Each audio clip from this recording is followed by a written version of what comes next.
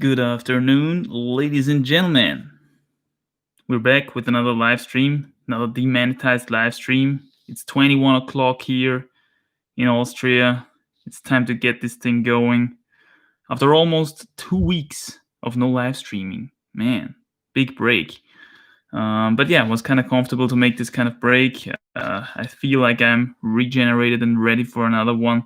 So let's keep going. At the beginning, as usual, the reminder, if you enjoy the live streams, please drop a like on the stream. That's really appreciated. Helps the algorithms, helps people find the stream and stuff like that. Helps getting it ranked a little bit, at least, maybe in the algorithms.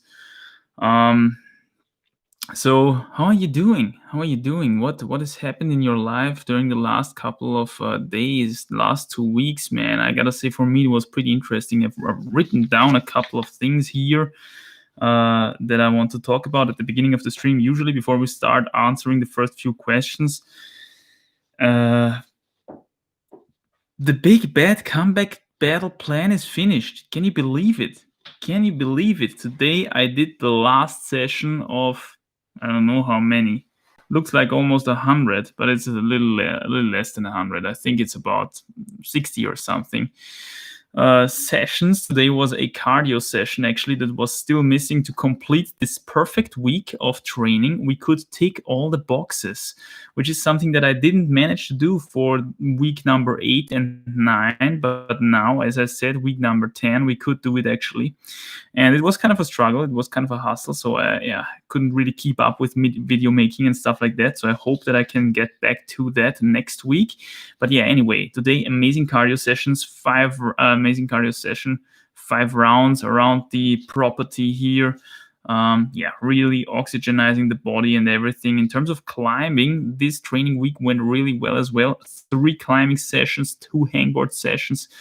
And 2 of these 3 climbing sessions were actually indoors on the 45er, where I could get all my training boulders done again and even work on something new. I still didn't touch 8A on the Andromeda wall, so this is going to be another milestone yet to come, probably the next week. So that's going to be another big step up, because the 8As that I have set on the 45er are quite a couple. It's quite a significant step up compared to the 7C Plus, which I already did, on this wall, which was another milestone that we completed. But anyway, amazing. 2 indoor sessions and 1 outdoor session actually on a new crack that I haven't met before, which is Craig, actually, close to St. Georgen am Lengsee in Carinthia. Interesting crag. It's an old marble quarry, actually. Featuring some amazing lines on this rock, I must say, and was quite freezing in the beginning. 7 degrees, man, pretty cold here already in Austria. But then during the day it caught up, the temperature caught up, and we had 11, 12 degrees Celsius, which was kind of ideal, I must say, for performance. So amazing outdoor session there as well.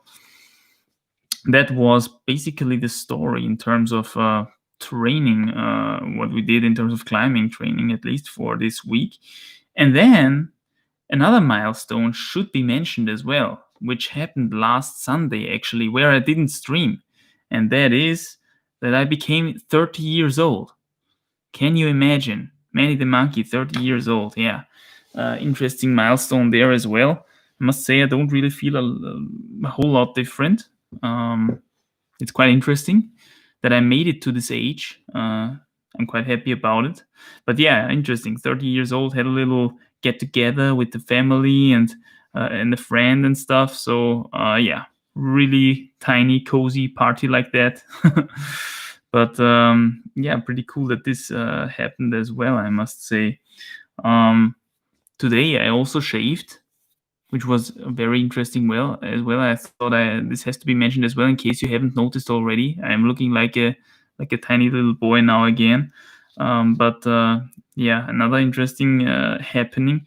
And what I wrote down as well is, maybe for those who are more interested in the nutrition and stuff like that, I've completed now 8 weeks on a 0 carb diet, which was another milestone, I must say.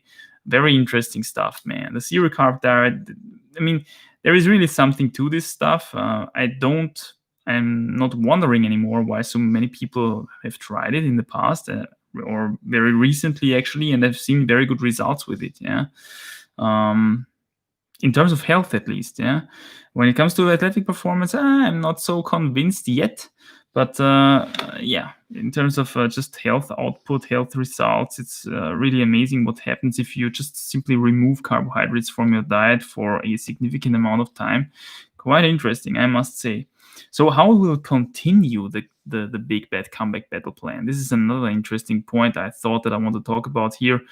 I'm going to keep up the hangboard sessions definitely because I still make good progress on them. As I've said recently, I also incorporated the micros again, which is amazing for the fingertips.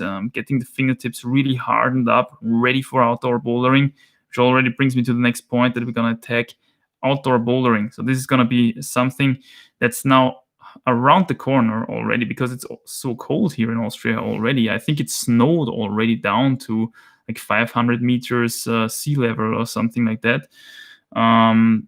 Pretty cold here already, I must say. So yeah, the time is right for some outdoor bouldering, I would say. So we're gonna attack that, getting those max strength gains back, and then we see how we develop from there, I would say. Yeah. I think that's pretty much it that I wanted to talk about. Is there anything else? I mean, 2 weeks have passed, right? So, yeah. I mean, I think the biggest thing is probably the comeback plan is now finished. I need to make, therefore, actually another video about how it went and what the continuation actually is, because this is what I announced back in the comeback battle plan video, actually in the actual episode. So yeah, it's gonna be interesting. Let's see how we roll with that. I think I'm gonna, do 1 week at least without any specific sophisticated planning or stuff like that. But then I will definitely make something like this again because it really helps you to stay motivated. If you can tick those boxes regularly, that's just amazing. In terms of live stream receptacle that we are rocking today, take a look at this. We've got something special here. This is a Hermax live stream receptacle. It's pretty hefty, I must say. We've got some amazing mineral water in there. Let's give it a taste.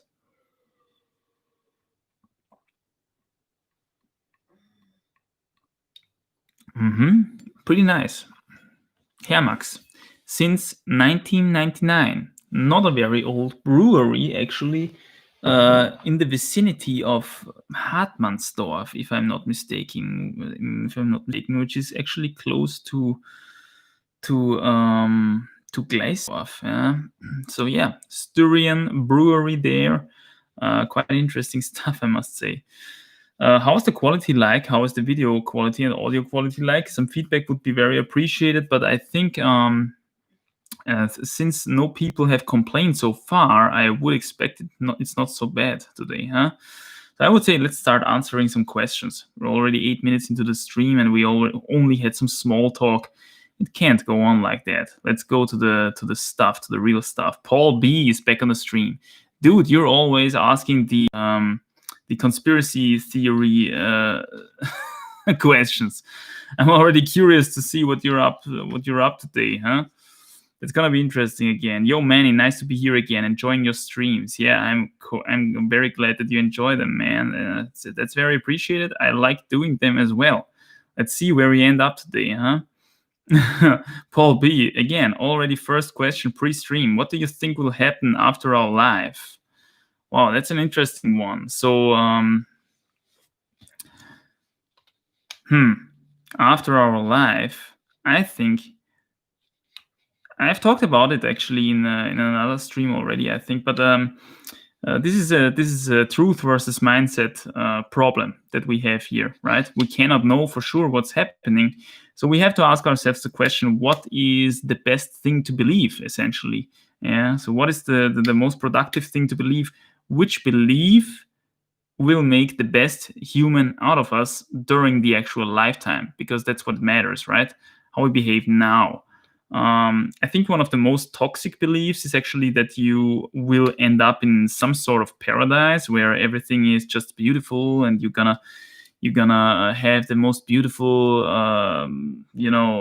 things to eat, and it's gonna be all luxurious and everything, and you're gonna look down on the stupid earthlings, and you can judge them from above or something like that, with God by your side, and then you drink beer together or whatnot. I think this is a very toxic belief, because essentially it makes you long. First of all, it makes you, appreciate somewhat your death. You're kind of waiting for it, because you're going somewhere where it's probably better than your real life, which is probably not true. Because if that were true, think about it, then why would we be afraid of death instinctively? We're afraid of death because death is not a good thing. Death is most often associated with unhealth. Unhealth is not a good thing. It's not good to be unhealthy. It's not good to be dead. Okay, this is some pretty basic stuff here, and that's why we are afraid of that stuff. Okay. So that is just a man-made belief that really goes against our senses and against our instincts. What I would say is a much more healthy approach, and a much more, a much more sanity-keeping approach, because you've got to realize that the fact that we know that we're gonna die already makes us special as humans. Yeah, we're probably the only animal that knows that it's gonna die at some point. Yeah, maybe the elephants or some kind of really long-living and intelligent animals know this as well. I mean, the elephants, they visit the death sites of their relatives and stuff like that from time to time. So maybe they know what's up. Maybe they know as well that they're gonna die at some point. But I think usually animals don't really know about this. Animals just live in the moment. They follow their instincts, and they are afraid of death and afraid of injury and afraid of unhealth as well, of course, by instinct. But because we know, we have to kind of deal with that stuff, with that situation, right? Because the fact that we know, and at the same time, the fact that we are afraid of it, could make us pretty insane. Yeah. So we have to come up with some sort of explanation, with some sort of idea, some sort of belief, which keeps us sane, although we know that we're gonna die. And yeah, one of the most toxic ones, again, is the paradise afterlife. One of the most healthy ones, actually, is probably the belief in reincarnation. Yeah, because why? Then death, again, is not something so bad. It's not something so horrible if you know that you're gonna come back again. It's not just ending in the dark and then there is nothing. Yeah, you're coming back again, and another thing that entails is that you can't really completely destroy everything that is around you for your own gain, just for this one life, because this is what we are taught essentially by the system, if you will, that we need to consume as much as possible now, in the moment, live in the moment, make the most out of your life, live fast, die young, blah, blah, blah, blah, blah. This sort of attitude.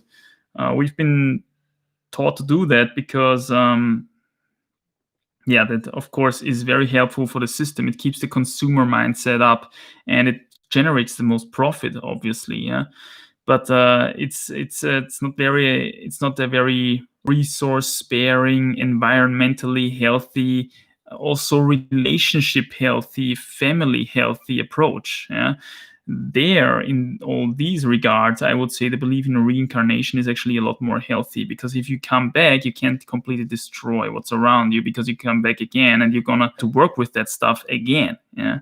So yeah, this is also what most nature religions, if you will, believe in, for a reason, probably, because this is what keeps them in balance with their environment, right? What I think will in fact really happen after we die, I don't know. I cannot possibly know. Yeah, nobody knows. There is past life experiences, and people who were on death's doorstep and then came back and stuff, and they saw a white light and everything, and they then interpret this stuff as the end of the tunnel, and there was probably already the paradise and stuff like that, whatever else they believed in. But this could be just as well a phenomenon that we go through once, when our brain slowly shuts down or whatever happens exactly when we die, So we cannot possibly know whether that is an indication of that we go to paradise or not, stuff like that. So, I think the most healthy belief is actually to believe in reincarnation. Frankenstein is on the stream again. What's up, man? Yo, what's up? What's up? Yeah. We will see. We will see what's really up here. Tiki. That's a new name, I think. I haven't read Tiki so far on the streams. What's up? Welcome to the stream. Hi, Manny. I hope you and the family are doing well. We're doing pretty well at the moment, I must say. I have the time to climb 5 days a week per 2.5 hours from Monday to Friday. How do I schedule my week so I can improve my bouldering grade? Okay, bouldering grade. Indoor bouldering or outdoor bouldering? Well, whatever else it is, you should do just that, okay? If you have the time to do, if you have 5 days a week for bouldering, then I would put at least one of these 5 days aside for something more sophisticated in the direction of bouldering training, for example, campus boarding, and maybe less specific hangboarding, okay? So maybe take 2 of your 5 days and direct them towards hangboarding, one, and campus boarding, the second of the 2 days. Yeah, and the all 3 other days, you just go balls to the walls bouldering. Go balls to the walls bouldering in that kind of environment that you want to get better at, whether that's indoor or outdoor. That's really your decision. Yeah. One crucial thing that I want to mention, though, is that if you want to get outdoor strength, then you should really go on the outdoors. You don't really generate the specific outdoor strength indoors. You do to some degree if you only crank down small holded holes indoors and you go on the 45er on the system board a lot and stuff like that, or on the moonboard for that matter. But if you're just doing the usual modern style comp setting problems that they usually have in modern bouldering gyms nowadays, and then you don't really generate those, those fingertips, the fingertip power that you really want. So especially if you want to get better outdoors, go on the outdoors. Yeah. If you just want to get better in general or better indoors, you want to be a better comp climber, then attack those indoor comp problems. Yeah, nothing better than that. The campus board is very good for bouldering in general because it holds a lot of explosivity. It's generating a lot of power, explosiveness, which is good for dynos. It's good for big moves, what you really want in terms of indoor bouldering and outdoor bouldering, actually. And the hangboard is going to attack your finger strength full force if you do it the right way. Yeah, some proper max hangs, probably with some added weight. If you're strong enough for it already, go for it. Go for it one-handed with the pulley system to assist some weight off, stuff like that. And on the campus board, man, there's all kinds of stuff. Yeah, you can do the double jumps, you can do the overreaches. All of these things are probably useful in the bouldering setting. Yeah, I would say. So this is what I would do with these 5 days of training per week, which is a lot, man. You're really privileged. What are you, a student or something? Man, Veersani says, love my ass off. Where I am, it is 32 degrees today. 32 degrees Celsius? That's quite hot. Yeah, that's quite hot. Man, Veersani, too hot. Absolutely. Fabian Rivero says, hello, Manny. I recently saw the video where you ask if we can do the C grab. Yeah. Well, I can do it both ways. Congrats. For reference, my measurements are height 180 pretty much, okay? And wingspan is 194. Wow. Well, that's a huge ape index. And I think, I'm not sure if I mentioned it already in the video, but if you're, I think I mentioned it actually, that I assume that if you have a high ape index, it's probably a little bit easier than compared to a low ape index, which is quite obvious because if you have short arms, it's quite hard to get them come closer to each other behind your back. And especially if you have wide shoulders and short arms. Yeah, this is also something that I've talked about in the Genetics for Climbers video. People only see the ape index, but what they really should look like is arm length, actually, because shoulder width also goes into the ape index, but really is actually not a good thing if you want to have good climbing performance. Yeah, you want to have good climbing genetically speaking. Yeah, if you want to have them, what you should have is actually narrow shoulders and long arms. This really Adam Ondra-esque type of body. Yeah, because then you will do really well on all the crossover moves. You will have amazing range of motion in all directions with both arms. And the same is true for legs, obviously. Longer legs are better. Let's say you have a long upper body and short legs compared to short upper body and long legs. Well, what's preferable is obviously the short upper body and long legs. Really these kind of spider-like bodies that we see very often actually nowadays, the ectomorph kind of type. Yeah, that's really where it's going with climbing genetics, understandably so, because these are the best circumstances also for in terms of weight. Yeah, big broad shoulders and a long upper body. Well, that holds a lot of weight, obviously. Yeah, compared to if your body has long limbs. Yeah, if that makes sense.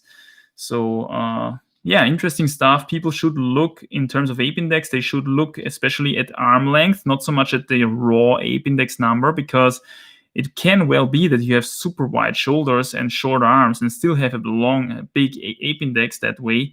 But it doesn't really help you a lot in terms of climbing performance that way. Yeah, what you really want is long arms, long legs, narrow shoulders, short upper body. Yeah. Okay. Grace Swamer says, I have the feeling there's a lot of new names today on the stream. Correct me if I'm wrong. Manny, have you ever considered climbing in competitions? Keep up the great content. I try my best, man. Yeah, I've talked about it, I think, in a couple of videos on the main channel already. I'm just not such a huge fan of plastic anymore, I must say. I do the plastic as much as I need to do it to stay fit for the outdoors. But if I have a reasonable amount of time on the side, I would actually like to hit the outdoors. Yeah, use my strength on the outdoors. I have the collector's mindset somehow. I want to tick all the routes, and it doesn't really make a lot of sense for me to tick routes indoors where they are then reset at some point anyway, and then they put up new routes, and then I have to tick them all again. I want to have them done, okay, done for good. And that is only possible on the outdoors, where they can't really reset routes, and yeah, where you at some point can get stuff done actually, yeah? And then it's gone. Then you have ticked it, and you have an amazing memory of it, hopefully. Yeah, that's why I like outdoor climbing. Well, this is one aspect that I like about outdoor climbing, the collector's mindset. So yeah, I use the plastic as much as I need it. For example, for lead competitions, the kind of training that I would have to go through to have a considerable chance in an actual competition, man, I really wouldn't like to do it. Yeah, because what you have to do then all the time is these aerobic endurance burns. Go route after route, climb 10 routes. 10 times the same route, possibly, with very little rest and very little shaking out, just to get those, forearms super vascularized and get your aerobic resistance crazy high and everything like that. First of all, I'm not really sure whether that's healthy or not. I am more the kind of guy who leans towards bouldery routes and short but intense stimuli, if that makes sense. The really long, burny stuff kind of burns me away, and I don't know if it's so smart to blast so much oxygen through your body all the time. But anyway, I'm just not the kind of guy who likes the endurance stuff. And I feel like if I would have to train for lead competitions nowadays, I would have to do so much endurance work on plastic, which is both something that I don't really like. Yeah. In terms of bouldering, we're talking about a different thing. When it comes to bouldering competitions, I would have to spend a lot of time on plastic as well, but it would probably be much more fun because although I'm not the kind of guy who particularly likes the comp style that they set nowadays, At least it's just short burns, and I would learn probably something new. Yeah, I would learn at least some new coordination stuff, some coordinating dynos, all that kind of stuff, which is something that now I don't really need, because on outdoor climbs you just usually don't have this kind of climbing. But I would at least learn some new stuff. So I don't know. Maybe I will take it at some point still. Yeah, but at the moment I just wanna outdoor climb and have a good time. Yeah, enjoy what I do, what I like to do the most. Essentially. Jordan Heller is on the stream again. Welcome back, Jordan. How are you doing?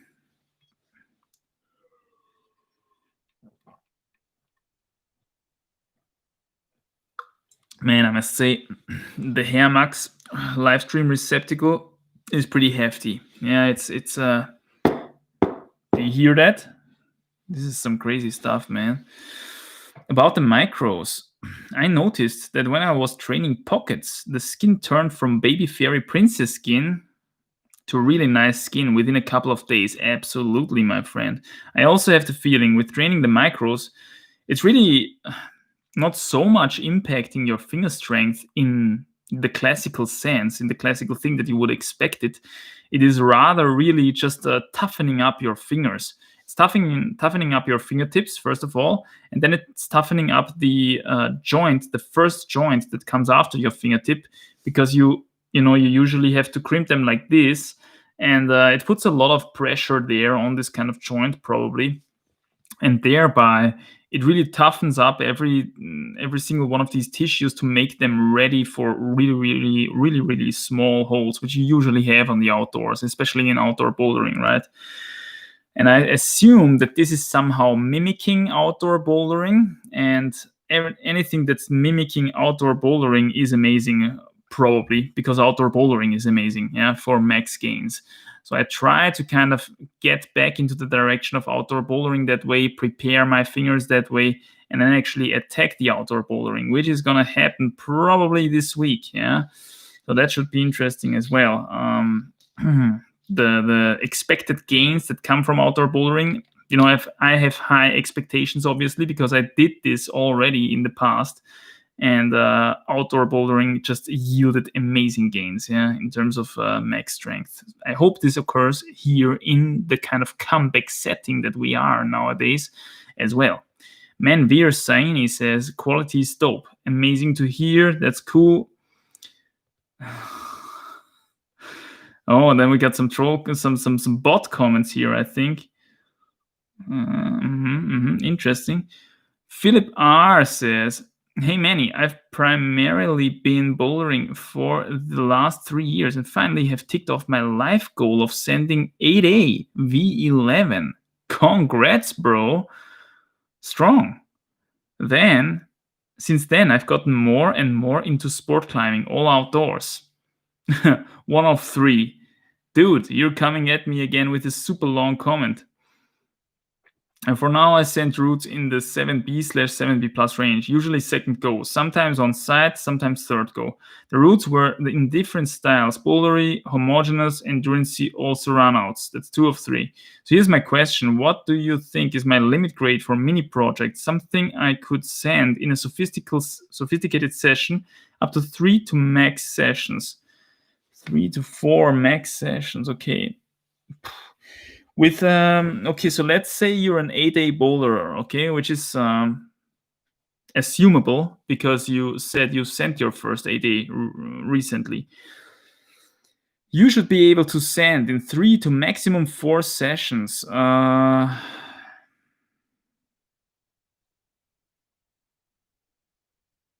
8B, I would say. 8B should be in your pocket in 3 to maximum 4 sessions, especially if it's a bowlery 8B, yeah? Because in a bowlery 8B, what you will have is something like a 7B plus 7C bowler problem, yeah? This usually will already be enough for an 8B. It depends on the area, really, that we're looking at here, because sometimes really also 8A bowlers are still only 8B, which is somehow ridiculous. In other areas, 8A plus bowlers are 9A, yeah? So this is the reference that I usually use when I do these comparisons. 8A plus bowler is 9A usually on a bowlery route. That is, and you go from there simply. Yeah, so you can expect probably something like a 7B plus, 7C bowler or something in 8B, and you should be able to do this according to your 8A max grade in 3 to 4 sessions, right? So yeah, I would say that is your current limit in terms of a bowlery sport climb. Yeah, but of course there's much more nuance to this kind of stuff. Depends on whether it is your style. I don't really know how solid your 8A grade really was. Yeah, maybe it was a soft one. Maybe it also was a tough one. Yeah, maybe it just was super much your style. So all these things obviously have an impact on this kind of stuff. Yeah, but you know where I'm coming from here. I would say 8B. Johannes Neulichedel. That's another new name there. What's up, Johannes? Hi, Manny. I recently have climbed my first outdoor 7A and would like to know if it makes sense to get as much easier climbing meters in as possible to get more experienced or trying hard on projects. Usually when people ask this question, I say keep trying hard on projects, especially if you're still progressing, considerably fast. Yeah, if you're plateauing hard and you just can't keep pushing any further, well, then it's the time to broadening your base, broadening your experience, and then with this kind of experience, push through at some point. Maybe make a bigger rest. Okay, get experience first, train your ass off on hangboard and campus board, then make a bigger rest, 2 weeks or something, come back and use the comeback wave and all your experience that you've gained before to break that plateau. Yeah. But if you're still progressing, there's people out there who have spent their first 2-3 years exclusively in bouldering gyms nowadays. Yeah. So these people obviously have a lot of max strength and they have the fitness actually to climb harder stuff, but because they are lacking the experience completely, they still they still can't climb as hard as they actually could because of their due to their strength. What happens is they get outdoors, they gain the experience, and then they progress quite quickly. Then they go through 6C, 6C plus, 7A, and then they at some point ask themselves, maybe I should climb more 6Cs now because now I already reached 7A. Yeah, but you're still progressing quite fast.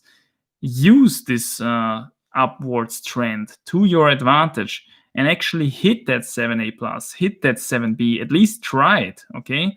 And let yourself be put into place by the grade ladder.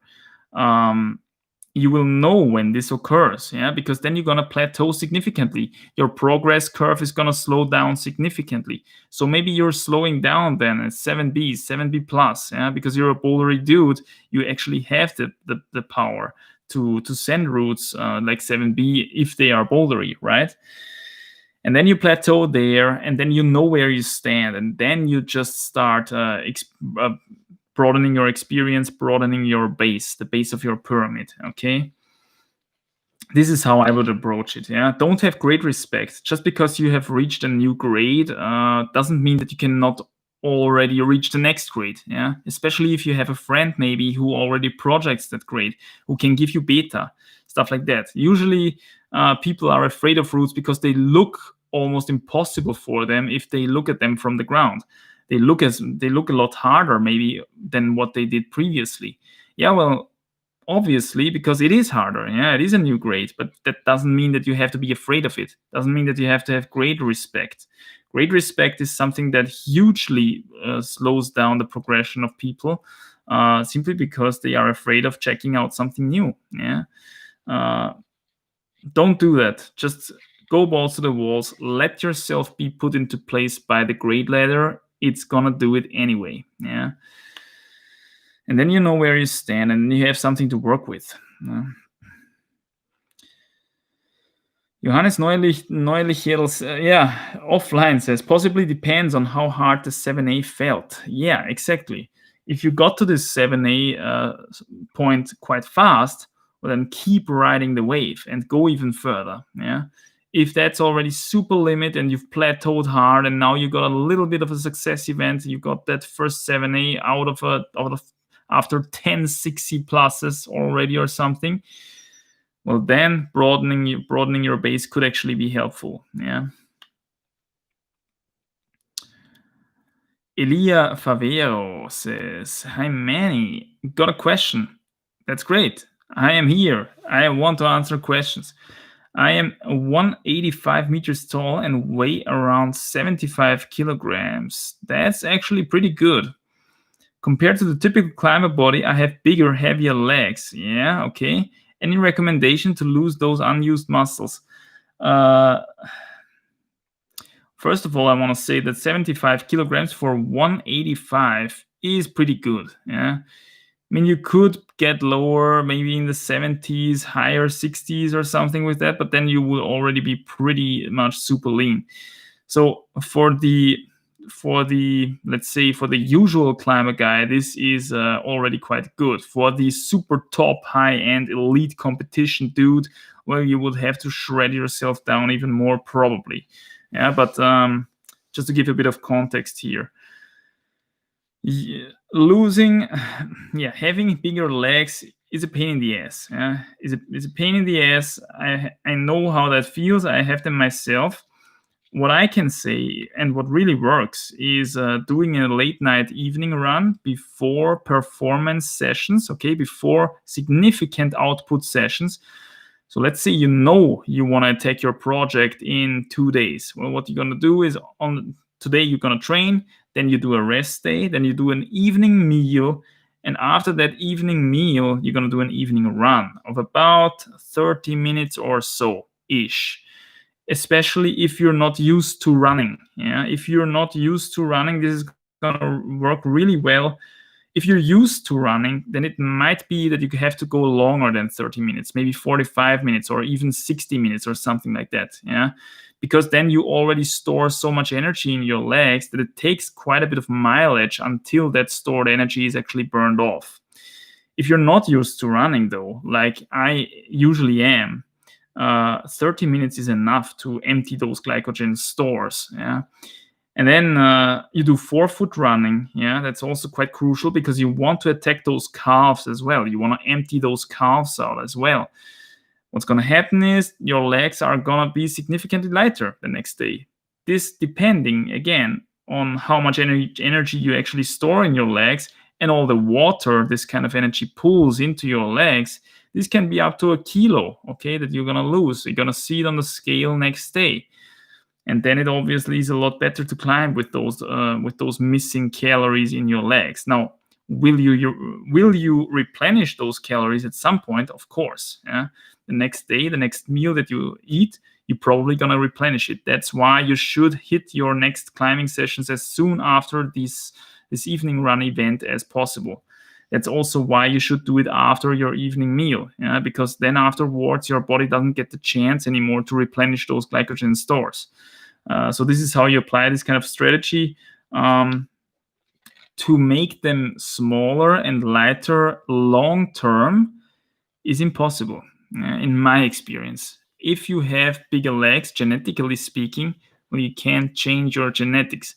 What you could do is you're going to sit in a wheelchair for a month, and then they probably get smaller. Yeah, I had a cast on one of my legs for like almost 2 months. I wasn't allowed to put weight on it because I broke my ankle quite badly, yeah, actually. And I had surgery and stuff like that. And the extent to which those legs get actually thinner is pretty stunning, man, when you don't use them, yeah. So it's really a use it or lose it situation there. But already just walking for a person who has leg genetics is going to stimulate those legs enough to build up those bulky leg muscles, yeah. At least in my experience. I only had ever at one time, very thin legs, and this was actually on my left leg when I had this cast for 2 months. Yeah, and there I think my left leg was like up to 1.5 kilos lighter than my right leg actually. And then slowly but surely I built this muscle back up by just simply walking. Yeah. And nowadays, if I want to be really light for a project or something, well, what do I do? I do my evening run, empty those leg stores out, and then at least for one day I have good leg conditions. Yeah, but this is already as close as I can get to chicken legs. Yeah, unfortunately, yeah, the big legs are a pain in the ass. What can I say?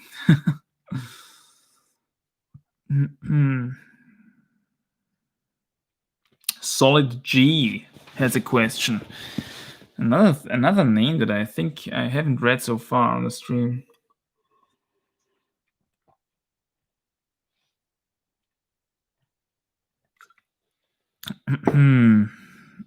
Hey Manny, I've been climbing for almost a year now and just reached a V7 on the moonboard today. Any tips for improving? I haven't went outdoors yet and I climb 4 days a week, 2 to 3 hours a session. So let me see. V7, what's that? That's actually 7A plus. I can tell you that 7A plus on a moonboard is pretty impressive already. Yeah. For someone who climbed almost a year, so not even a year, that's pretty badass progress. I must congratulate you on that. Any tips for improving? I haven't went outdoors yet. Look, obviously you have reached this V7 grade quite quickly. Yeah, so I would keep riding the wave, as I said previously. Do not change a lot of what you're doing. It's obviously working. Yeah, always run the running system until you're put into place by the great ladder. How do you know that? If you're plateauing significantly. Yeah. So let's see, you can't reach a new grade for 1-2 months or something, and you're struggling just to increase that even further. Well, then you're plateauing. Yeah, then it's probably smarter to broaden your base, to climb a couple of 6Cs. What's that? V5s, V6s, and stuff like that. Broadening your pyramid until you then reach for another V7. Yeah, and then get a couple more V7s done, and then get the next step. Yeah, get the V8. I would not start with sophisticated stuff like hangboarding or campus boarding yet, simply because you're just in for under a year, and your structures, your tendons, your joints, and stuff like that are still not so much used to the sport. Although you have made quite impressive gains, obviously already. You got to be really careful. Don't smash yourself into a big injury right away. If things get sore, keep climbing, but keep climbing them away. Yeah, climb below pain threshold. This is what I usually recommend to people. You seem to be a guy who have progressed quite quickly in the beginning, and these are most prone, yeah, to acquire injuries, simply because their progression curve is so steep and their bodies cannot possibly catch up with this kind of progression. Yeah, tendons and joints and stuff like that, they lag behind this development quite a bit, so you got to be careful there. Yeah. But yeah, use those 4 days a week. Keep climbing on the moonboard. The moonboard is an excellent training tool, but maybe do the moonboard only 3 days a week, and do one more laid back, one easier session during the week. Yeah, climbing a couple of set problems in your gym or stuff like that, just to get something else in, get some coordination dynos in, or whatever you like. Yeah. But just to not completely shred your fingers away with the moonboard, because the moonboard can actually be quite intense, as I have experienced myself. No hangboarding, no campus boarding yet. Okay, just I would say get at least 2 years of climbing in before you start with that kind of stuff. Thomas Bake is on the stream. What's up, man? Hey, Manny, love your streams.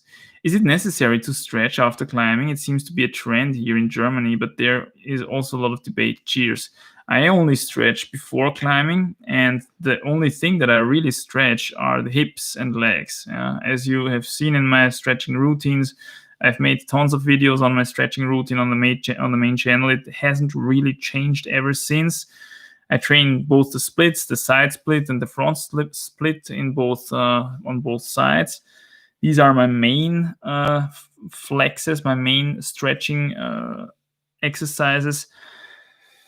Why do I do it? Because it increases range of motion, first of all, and it also lets you hit footholds inside of your range of motion a lot more accurately and a lot faster. Yeah. This is actually what's the cool thing about it, because when you're faster with stepping and you're more accurate, you can actually increase your flow, and you can increase your flow significantly that way. Yeah, so that's why I also do it always before climbing, because then I can actually capitalize on this effect, yeah, which I otherwise couldn't do. In terms of how often, every second day at max. I have the feeling if I really stretch properly, which takes me at least 20 minutes, then I have a certain kind of muscle ache the next day, yeah, in those stretched muscles, in those stretched legs. And I don't feel that it's appropriate to kind of stretch again into this kind of muscle ache.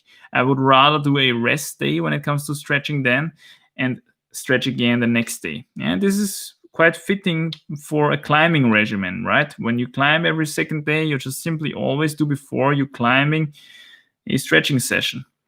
And they can actually capitalize on the flow effect they get from it. Yeah, so this is how I would stretch. I don't do a lot of upper body stretching. Yes, I do my set grab and everything. This is quite useful. I do my mobilizing, whirlwinding my arms around and stuff like that. But apart from that, not so much. Interesting that it seems to be a trend in Germany. Haven't really heard that so far. But maybe because Alex Megos popularized it a little bit, because I think Alex Megos is quite flexible actually, right?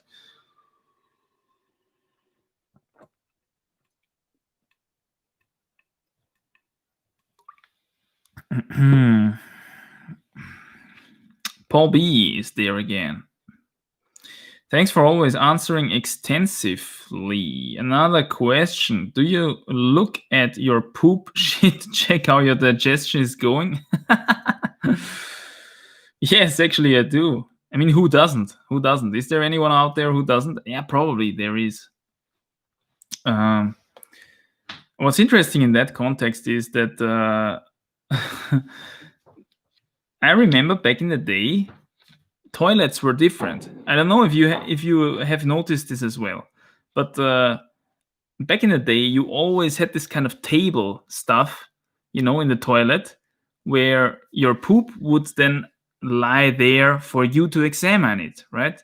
It just laid there, and you could turn around, and then you could see, and you could be proud of what you did, and you look down, and really you're happy about that it's going so well again, and then you flush, and everything is gone, right?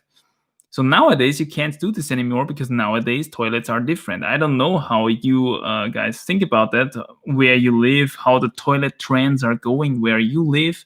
Let me know in the chat. That would be really interesting, actually. That's an interesting question, Paul B. I must say, you always come up with the interesting stuff. Thank you again. Nowadays, you always have these kind of lakes down there, and your poop instantly falls into the water, and then it's kind of gone, right? It sinks down, and you can't even look at it anymore. Yeah, especially if you have proper solid poop. Yeah, that's a shame. That's a shame. I want to be able to look at that kind of stuff and be proud of myself, of what I created.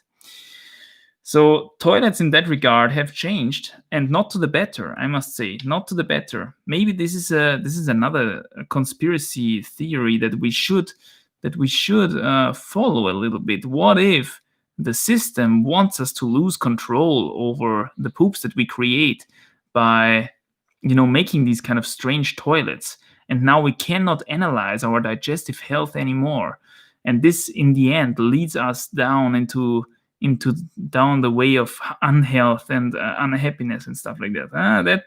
That's worth examining, I would say. Okay, jokes aside, yeah. I actually look at my stuff, and I, as you know, I have a microscope. I think I've talked about that before. I'm an ex-biology student. Okay, so I have a microscope. I also have very basic tools to measure pH and stuff like that. And this is, I've looked at my stuff. I also have looked at it now with the dietary experiment that I've been doing for the last 8 weeks, actually. I've talked about this in the beginning of the stream. I have just completed 8 weeks without carbohydrates, so really 0 carbohydrates. Which was a very interesting experiment, I must say. I will probably go for another 1-2 weeks or stuff because I still want to try something out. I have used fermented dairy for the last couple of weeks, for example, and I've gotten very good results actually with that. So digestively speaking, this is just, I think, the pinnacle of what I have tried so far. Yeah, it's even comparable to the beginning of the vegan days, the high carb vegan days back in the day, which also produced amazing digestion. Yeah, I must give credit where credit is due. When it comes to digestion, at least at the beginning of the high carb vegan days, digestion was great. The problem is, I think personally, that if you're following this stuff for too long, all those carbohydrates that you always ingest, with time, and all this fiber and stuff, it with time alters your bacterial flora down there, and I must say, not to the better. In the beginning, you don't really notice it, but if time goes by, you start getting very gassy, you're getting very fermenty, if that makes sense, right? Which, of course, if you're eating all this fiber and all these carbohydrates, I mean, carbs and fiber is essentially also a carbohydrate. It's just linked differently so that our digestive enzymes can't break them up. But bacteria actually can break it up, yeah? So what happens, of course, is you're starting this kind of fermenting chamber down there. And at some point, this is really going to bite you in the ass, yeah?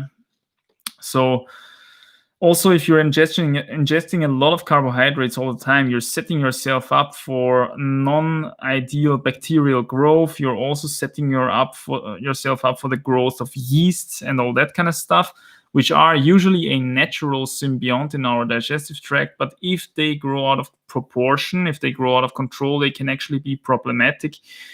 And in all that kind of sense, first, the fiber and all the vegetables and this the light carbohydrates, especially if you're following a very low fat, high carb, whole foods, plant-based diet, as they call it, your digestion in the beginning is gonna be great. It's gonna feel great. You're just gonna poop 2-3 times a day, yeah. But it's not gonna feel bad. It's gonna feel amazing, actually, as far as I remember it. But then at some point, it's gonna go downhill. After 1-2 years or stuff. This is how I have experienced it. And since then, I must say, to have digestion working so greatly and so consistently as it was the last couple of 2-3 weeks during this new experiment here, this is on a new level, actually, yeah. So, of course, it's different compared to the high-carb vegan days, but it's just also working really well. And it's nice, solid stools, just perfect, very regular. I go either I go once a day or once every 2 days. And I think when I go every 2 days, it's like 2 times every 2 days, and then 2 times once a day, and then again 2 times every 2 days or stuff. So on average, on every 1.5 day, I go nowadays on this kind of diet. So it's not at all like a lot of people would think, this is probably constipating as F, right? You're not gonna go to the toilet for a very long time, super unhealthy. Not at all. Digestion works great, actually, on this kind of diet, alongside other things as well, which work great as well.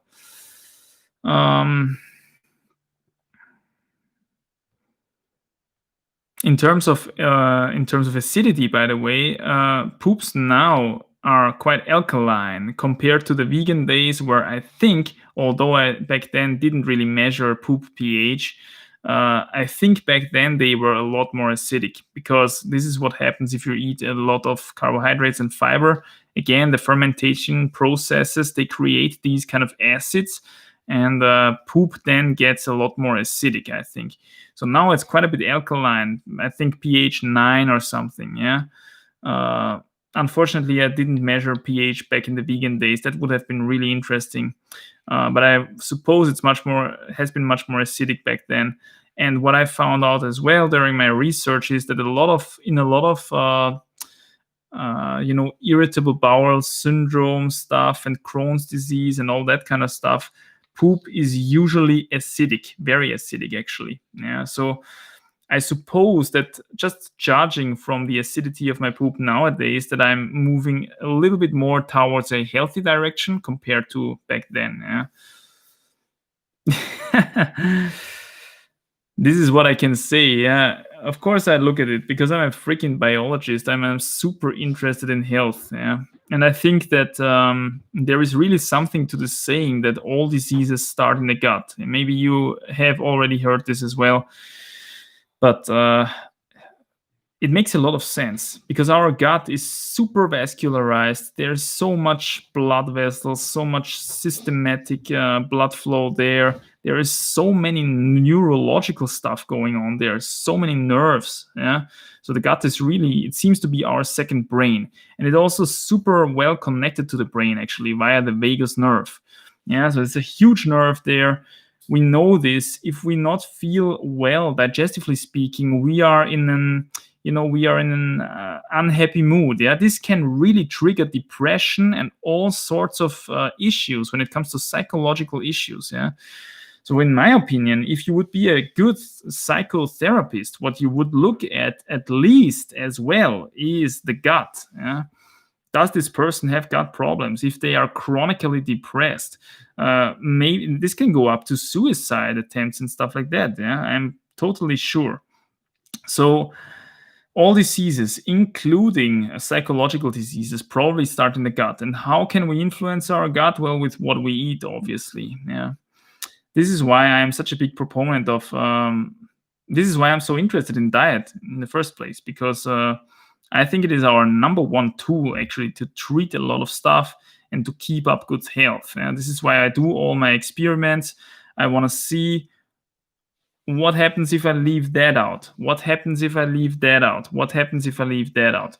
If you want to learn what something is good for, then leave it out for a considerable amount of time, and you're going to get some results, and you can draw your conclusions from that. Yeah. Looking at poop is obviously one factor here, one variable of this equation. Offline says, don't you think the paradise theory could be a good relief not to be afraid of death, especially for people that can't really enjoy life itself? Yeah, but then they should work on their life instead of convincing themselves that, oh yeah, hopefully in afterlife it's going to be better. No, that's the wrong approach. I would rather look at the now. Okay, you're living in the moment all the time anyway. This is your only chance. You're living in the moment. Okay, change your situation now. Change it for the better now. Analyze what's going wrong. Take an honest look at your life and change the things that you want to have changed. This is also something to do with the belief in the fate, yeah, which we talked about as well on the stream. The belief in destiny. Believing in destiny is not a healthy thing. It's quite a toxic thing actually, because then you're always waiting for fate, destiny, for God maybe, or whatever you want to call it, to help you out of your situation. Whereas in fact, you are in control of your situation. This is the truth. Okay, you can change your situation today. You're living in the now. Take action. Change your situation. Yeah. The problem is that letting go of the belief in fate gives you yourself full responsibility for your life situation, and a lot of people can't handle that because that would mean that it was their own fault. Yeah, a lot of people don't want to take action. They don't want to take responsibility for their actions. They don't want to take responsibility for their life situations. They would rather say, okay, now it's going bad for me. What can I do? But at least there is this afterlife that I can look forward to. Yeah. Well, this is a nice belief maybe in the moment, but it's very toxic, in fact, because it's enabling this person to stay in their miserable position instead of changing it.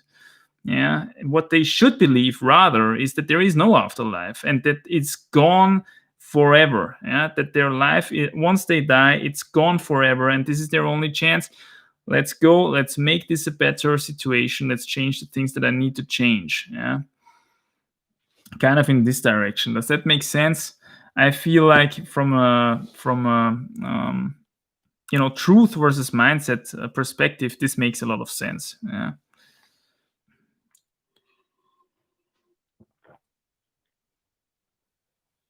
Oh, who's there again? Music Scala. Music Scala says hi. What's up, Music Scala? Hope you're doing fine, man. Hamza Shoaib says, hey Manny, any advantage of one arm max hangs compared with two arm, aside from avoiding hassle of dealing with lots of weight? Yeah, this is pretty much the advantage, I think. You're sparing a lot of hassle with a lot of bonus weight, man. Especially if you're having a pulley system, with which you can assist some weight off the one armers. Yeah, then you can actually do them quite soon. Instead of hassling with a lot of bonus weight with two hands. Aside from that, what I always thought is, and this is actually worth another experiment that I haven't really done yet, is if you have to hang with two arms, well, could it not be that your brain, because it has to actually, it has to put two arms under tension instead of one, that it actually shares effort of two arms, and that it could just not get as much intensity in every single arm on two arm hangs compared to if you're really just focusing on one arm during a one arm max hang. Does that make sense? So if that theory was correct, what we should see is that on your one arm max hang, let's say you're able to hang 50 kilograms with your right hand, one arm, and 45 kilograms with your left hang on the same edge, one arm. Well, if you hang the same edge with both arms, you should theoretically be able to hang 95 kilograms, right? So that is probably your body weight plus some bonus weight. But what we should see then is, if that's correct, what I have stated before, that you should be able to hang only 90 kilograms when you hang with two arms, simply because neurologically speaking, your brain has to split the effort and has to put both arms under tension compared to just being able to focus on one arm exclusively. Yeah. If that was correct, then one arm max hangs would have the additional advantage of actually being able to put a much more intense stimulus into one arm. And this would then make a lot more sense that way as well. This is an experiment that it would be quite interesting still, that I should actually do still. The problem is that it takes so much ridiculous bonus weight that I can't really find so much bonus weight that I can do it. Because when it comes to my both arm performance, or let's say, I think one arm performance speaking, I'm on this 50 millimeter edge with, what was it, 60 kilograms or something with right hand and 55 kilograms with left hand. That means we were at 115 kilograms. So that means I would have to add something like 50 kilograms of bonus weight or something. So maybe we can make Mona hop onto me during my next two arm hang, and then we can check if I can actually hold Mona or something and myself on this 15 millimeter edge. We can weigh both of us on the scale beforehand to actually see how much we actually weigh exactly. And then we can actually see whether that is true or not. Yeah? But theoretically speaking, it should be the case that the brain has to split efforts and stuff like that. And in that sense, the one arm max hangs would have the advantage that it can actually put more intense stimuli onto one arm exclusively if you do one arm hangs. Sugary Ketchup is on the stream. What's up, man? Hey Manny, I have been having a lot of trouble holding toe hooks on overhangs where my legs are forced to be bent. Any tips? Do I just need more tension? Sounds like you are very tall. Is that correct? Are you very tall? Because if you are, then it is very normal actually that you have troubles with this kind of stuff. Yeah, usually tall people with long legs, if toe hooky problems are set, and if they are set for long people, then they are completely impossible for short people. Because, well, if you can't reach the toe hook, then it's over essentially. And if they are set for short people, then they are a lot harder for tall people, because tall people obviously can't get as much tension between those two holes. Does that make sense? Compared to short people who just fit between those two holes perfectly. Yeah, so you will then have to bend your legs, and you will have to kind of squeeze these surfaces together quite artificially. And this is usually very hard. Yeah, if you are very tall, you might have this problem a little bit more often than if you're very short, because people, when they set problems like that, usually they take into account that they are shorter people, and then they don't put these holes apart too much, getting them together a little bit closer, but then it's becoming very hard for the very tall people. Yeah. Elia Favero says, "Hey Manny, I got a question. I am 185 meter tall and weigh around 75 kilograms. Compared to the typical climber, I have bigger, heavier leg size. Any recommendation to lose those unused muscles?" We've talked about that already. I've talked about the evening run. You can't lose those muscles permanently, genetically speaking, if you have the genetics. Yeah. Chili Chad says, "By the way, welcome back to the stream, Chili Chad. Get a wheelchair." Yeah, this is actually one method that probably works as well. It's just a bit annoying in all-day life, but yeah, could work as well. Encipher is there again on the stream. What's up? Hey, Manny. I hope you're doing well. We're doing pretty good here. Greetings from Bavaria. Ooh, nice. Bavaria. Question: how I improve my lock-off abilities, especially at small holes like crimps, 45er or campus board or something else? Well, I would say hangboard and campus board. Yeah, do overreaches on the campus board. If you don't know what that is, you can check out my video, the 147, how to get it done, campus boarding and stuff like that. Yeah, this is the video that I did on the matter. I just show a couple of overreaching drills on the campus board, which is actually pretty good training when it comes to locking off edges like that. I would do it as well if I would have access to a campus board, which I unfortunately don't at the moment because my gym doesn't have one and I don't have one at home. But if I would have one, this is the number one go-to exercise that I would do on a campus board. In my opinion, this takes strength over to actual climbing performance the best. But yeah, I don't have it at the moment.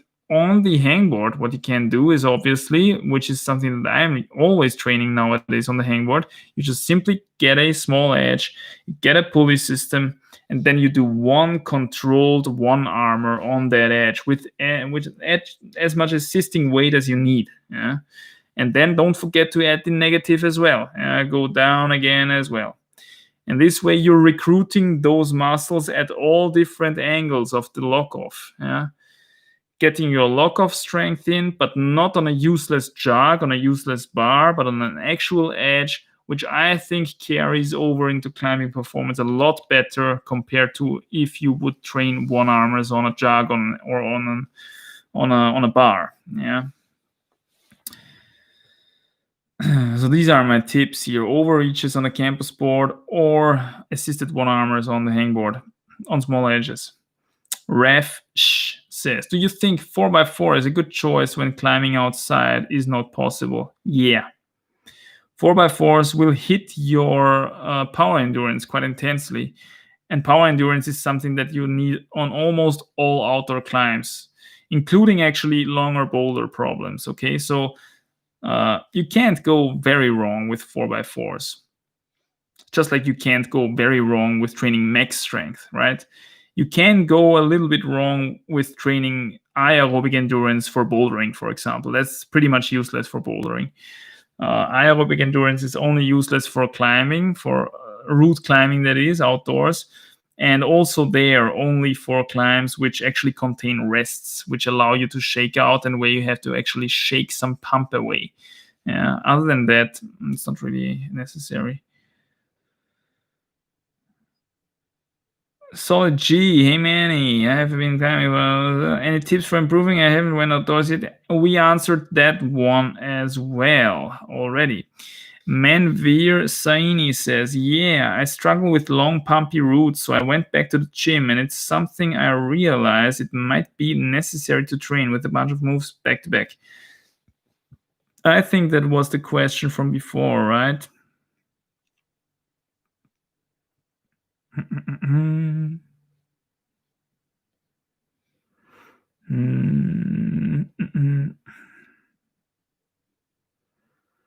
Chili chat, not my ass off. I didn't consider the wheelchair suggestion that was. Music Scala says, do you have interest in learning another language? So many cultures of other countries are hidden for us because of the language barrier. Yeah, I'm actually pretty interested in Spanish. I have actually learned quite a bit of Spanish already. I am able to somewhat communicate in Spanish, I would say. It's not perfect by all means, but I think I can communicate to some degree. And the cool thing about Spanish is that it's spoken in a lot of areas, a lot of countries actually. So that's nice. This is also another reason why I wanted to learn it. But it's also a nice language. I just like the Spanish language. And I also have learned a little bit of Greek already because of my Greek trips that I already did. That's an amazing language as well. I really like it. And yeah, I also really like Greece. Yeah, so that's, I think, forcing yourself to learn something like Russia or Chinese or all of these, which are really in the trend nowadays, because you want to be a business person, you want to be able to communicate with the big players out there when it comes to economics and stuff like that. That would be too much of a hassle for me. I'm more the kind of guy, if I am psyched for something and I want to learn it, then I will actually learn it. Yeah. And how am I psyched for something? Well, when I can use it. How do I use it? I am actually in that area a lot. So I have, in the last couple of years, always been somewhat in Spain and somewhat in Greece as well. Yeah, especially during the winters when it's getting really annoying and cold and wet in Austria, and also very tough conditions to climb outside. Well, what do? I go to Greece, I go to Spain, and have an amazing climbing holiday there because they have amazing conditions in winter. And obviously, then you learn Spanish and you learn Greek a little bit. Yeah. So there's gotta be some sort of some real motivation behind this kind of stuff. But yeah, actually learning languages. I mean, if I would have only known that the only useful subject that we actually had in school was English, yeah. I've had English for a very long time and I hated English. I didn't want to learn it at all. And then I got into YouTube. And that changed the game completely, because all of a sudden I had a reason to learn English because I wanted to understand what all these people were saying. Well, then lo and behold, I learned English with the help of YouTube, essentially. Yeah, I just got into different videos, different content creators, learning what they're saying. And this way, you're broadening your vocabulary so quickly, automatically, because they are obviously all using words that you haven't really heard before, and then you have to Google everything, and this way you're learning automatically. So this is also something that I can recommend if you want to learn a language. Search a content creator that you enjoy who speaks that language in their videos, and then run a subtitle or run a search the vocabulary that you don't know, and this way you will learn amazingly. Yeah, I think. Johannes Neulichdel says, thanks for your answer. I really appreciate your content. Keep up this good work. Yeah, thanks, man. That's very appreciated. Thanks for the feedback. James the Zong Cook is on the stream again. I have seen you already as well. What is your opinion on acupuncture? Acupuncture.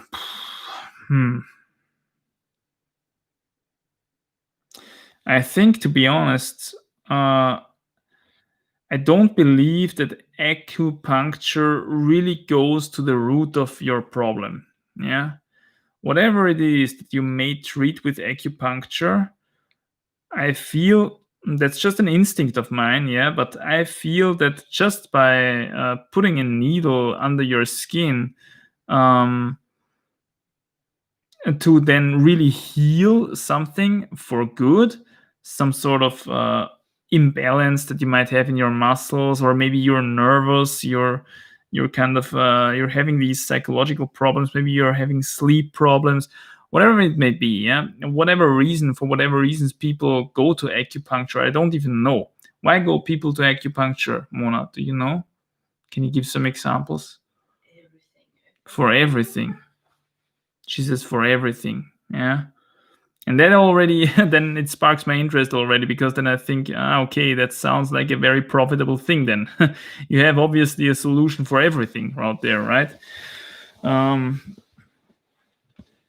So what I believe is these people are pretty smart. They know that there are certain nerves in the body and stuff like that.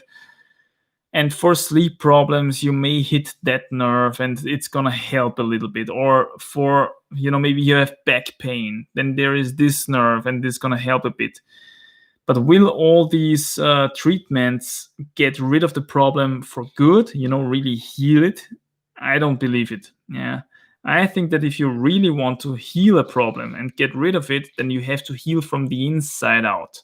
From the inside out. And we've talked about that today already. All diseases start in the gut. This is something that I am a very big proponent of, because the gut is actually on the inside. The gut is the most inside that we have. And from there to the outside, you have to heal stuff. Yeah. A lot of the stuff that we struggle with nowadays is induced by too much carbohydrates, too much seed oils, too much plant oils, too much processed foods, which consists of carbohydrates and seed oils. All these kind of things.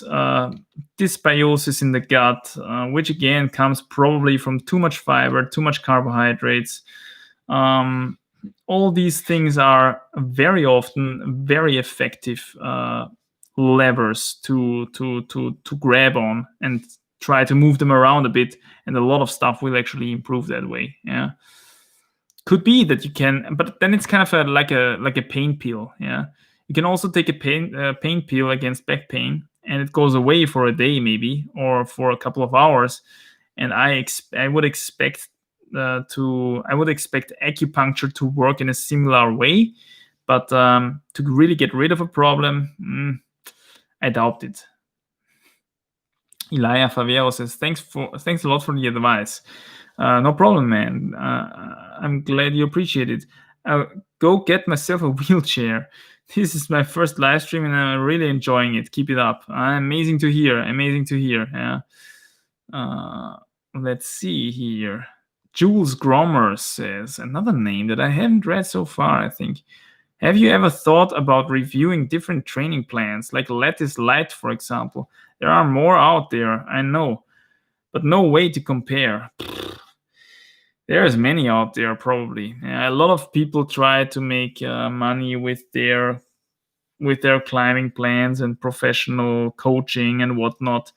I do climbing plans as well, by the way. If you want to contact me, plantbasedclimbing@gmail.com. For some personal coaching. Yeah, and I have quite some experience already in the meantime, because I coached a lot of people. But anyway, that aside, I don't know how to get these kind of plans without actually paying the plans, right? So for me to, just for the purpose of reviewing them, buy tons of training plans and then reviewing them, this would probably cost me a fortune, and it would not make for a video at least it gets a lot of thousands of viral views or something. Yeah, because actually most people don't train according to training plans. Yeah, most people just simply go to the gym and have a bit of fun, and this is their goal. if you are out there and you're serious about making progress, then you're already the minority, I think, nowadays. Yeah, most people just want to go to the climbing gym and have some fun and meet their friends and hang out and drink a coffee or two, yeah, during the session. This is what I have the experience, at least. And some people are super genetically talented despite that and make a lot of gains despite that. And they never do a sophisticated training plan and make a lot of gains despite that. Yeah, which yet again shows how genetically variable training climbing really is. Yeah. So yeah, to buy a lot of training plans and then compare them, not so much of a fan. Smarnka says, hey there, another great stream. Thanks, Smarnka. You're back on the stream again. I appreciate that. How are you doing?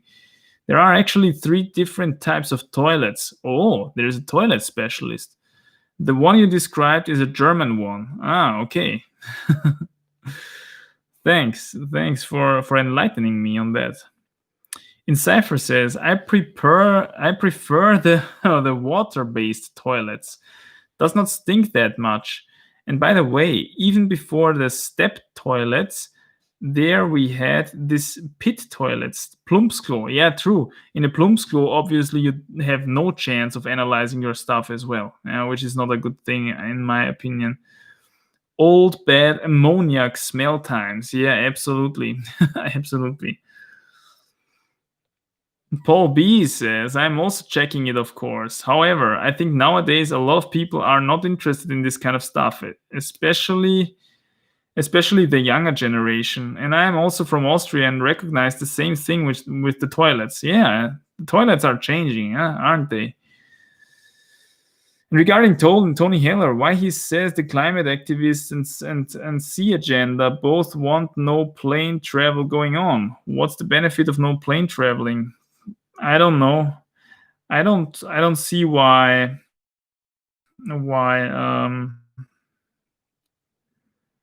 I don't see why people would want that.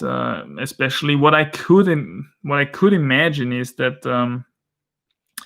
that in general, individual transport is not so personal freedom in general, right? If you want to call it like that, is not so appreciated by the the sea and climate activist conspiracy theorists. Yeah, so whatever there is out there that limits personal freedom, that limits personal travel, is a good thing.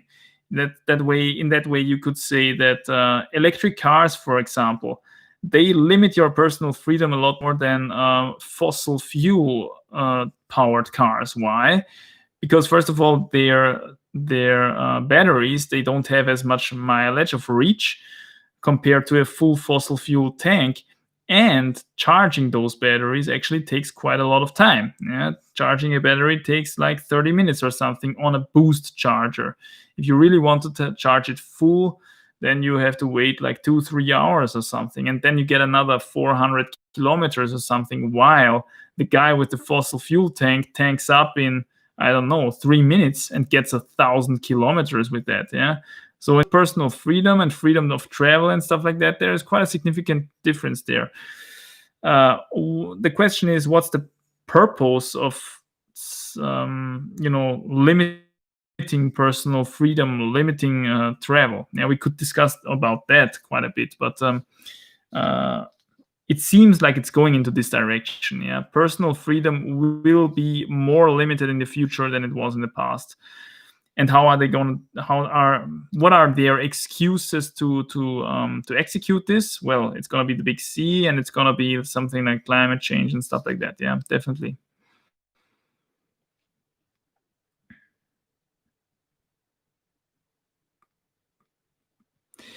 Camilo Bernard says, biology research / books. There's a couple of really interesting papers out there that I know. I've read a lot of them, but in terms of books, I can't really tell you. There's only really, really basic stuff out there, which is kind of boring at some point.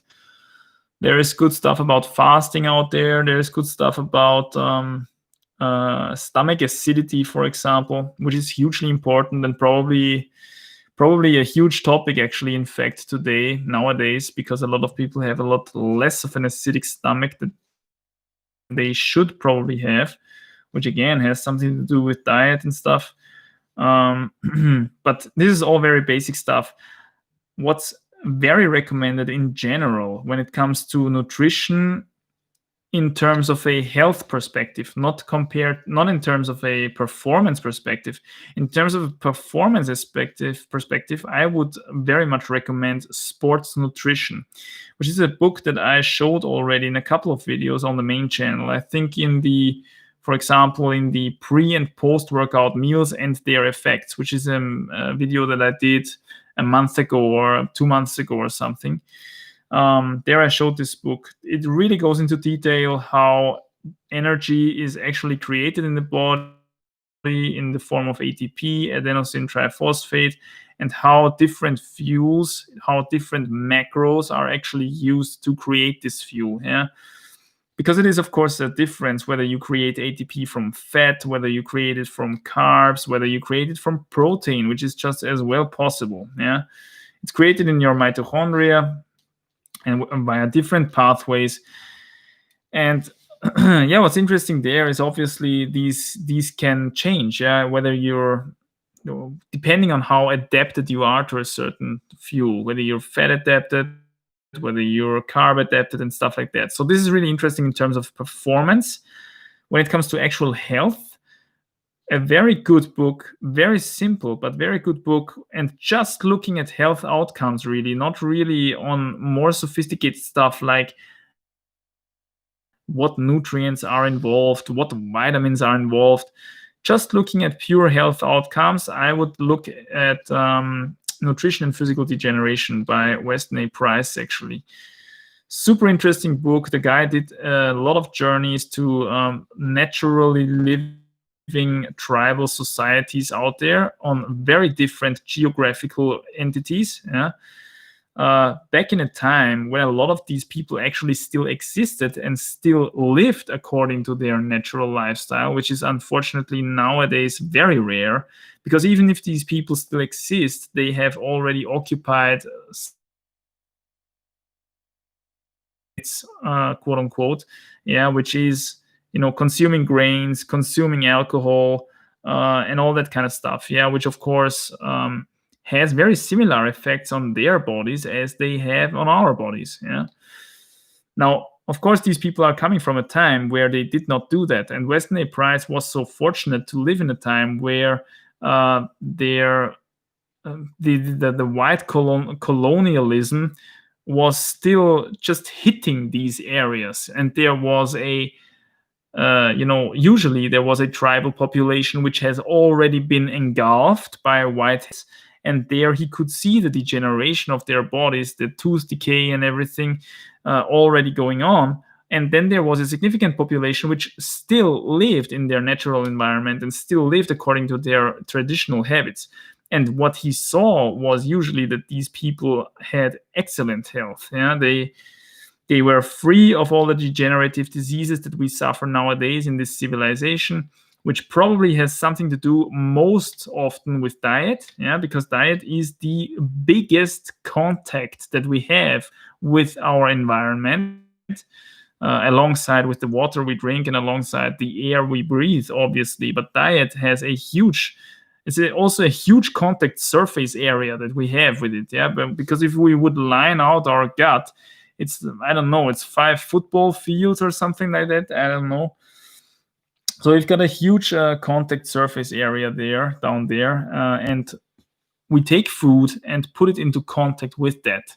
Yeah, so it makes sense that the health outcomes that we experience are a lot due to what we eat, essentially. And what do these people eat out there in the wild? Well, I can tell you this much: it's not a lot of grains. It's not a lot of vegetables either. Yeah. They usually avoid this stuff like the plague. What they like is freshly sourced animal products from the sea, from the land, depending on where they're living. Also, raw animal products are very highly priced, as well as animal fat, super highly priced. If they have access to honey, they also consume honey. This is pretty much the only like more into a carb direction food that they have. Sometimes they have access to berries and other wild fruit, although it should be mentioned that without domestication, wild fruits are a lot less sweet than they are nowadays, and a lot less appetizing as well.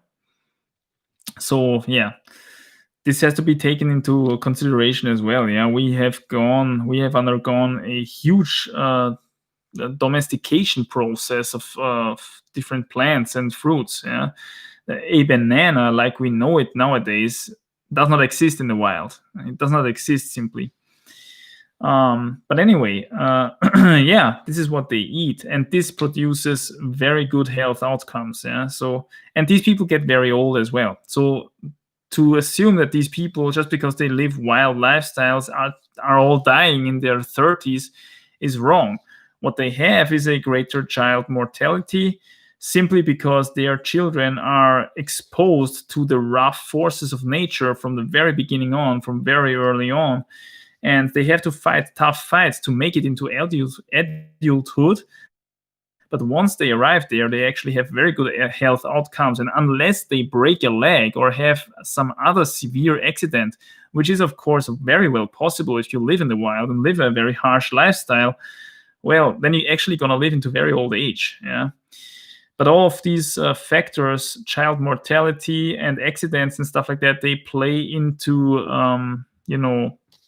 life expectancy statistics, and they kind of drop the life expectancy very low. Although, from a health perspective, these people still are a lot healthier compared to civilized people who have a higher life expectancy.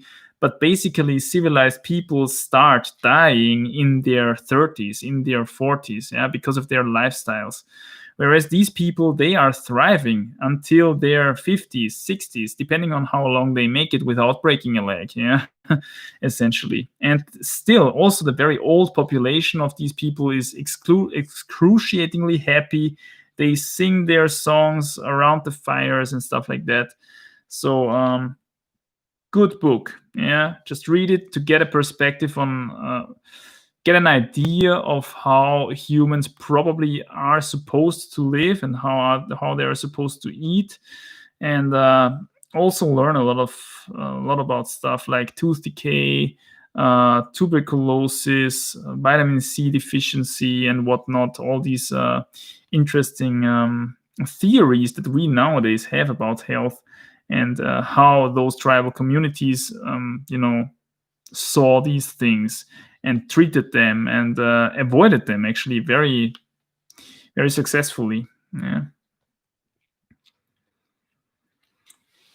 Chili Chat says, add sugary ketchup. I don't know about your case, but I love bent leg toe hooks. I do a lot of these leg raises. So that seems to work for me. Interesting. Mm-hmm. Jean Ramses is back on the stream again. What's up, man?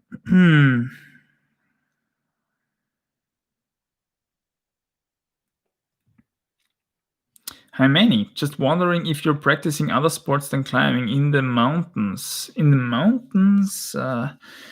Yeah, I was in the past doing a lot of skiing and snowboarding actually in the mountains, but nowadays not a lot anymore, because I think it's it's just a very profit-driven industry and stuff like that. I could go, do some wild stuff, go up in the wild and drive some wild lines and stuff like that. I don't know. I just don't live also in an area nowadays where a lot of this stuff is very accessible. I would have to go to Tyrol or stuff like that, where the mountains are higher, simply. Now here in Styria, it's more of a, the mountains are not very high. The more mountains are cozily low, just so that they have a one pitch sport climbing crag on them, but not much more. Yeah. So this is how, it's also wet and cold all the time while doing this stuff. I don't really like that a lot. Yeah. But I did a lot of skiing and snowboarding in the past in the mountains, so this much I can say.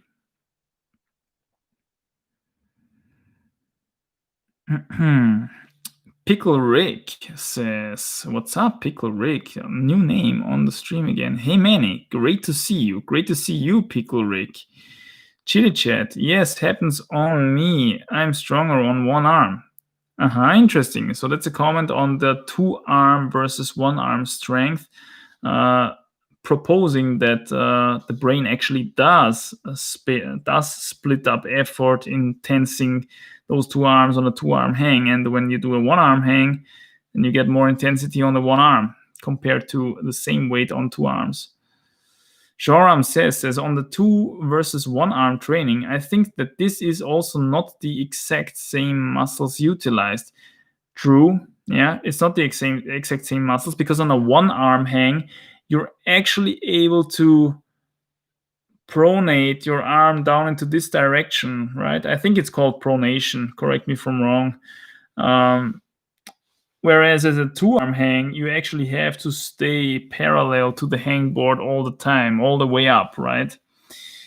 On a 1-arm hang, you can actually turn like this. And this is, of course, falsifying results probably a little bit when we want to compare 2-arm versus 1-arm hangs.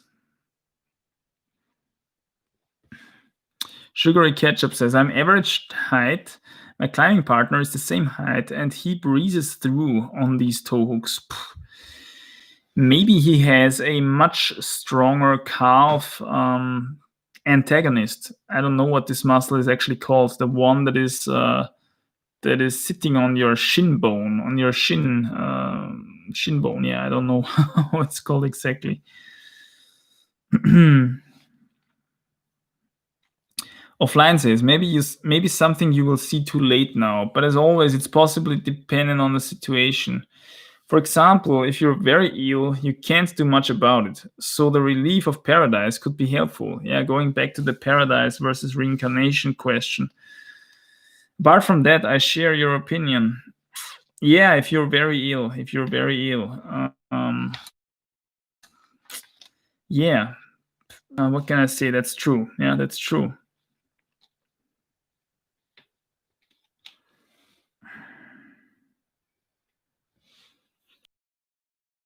A0. AO. Edamondra. Okay. Edamondra does the acupuncture thing. Okay, and did it help him?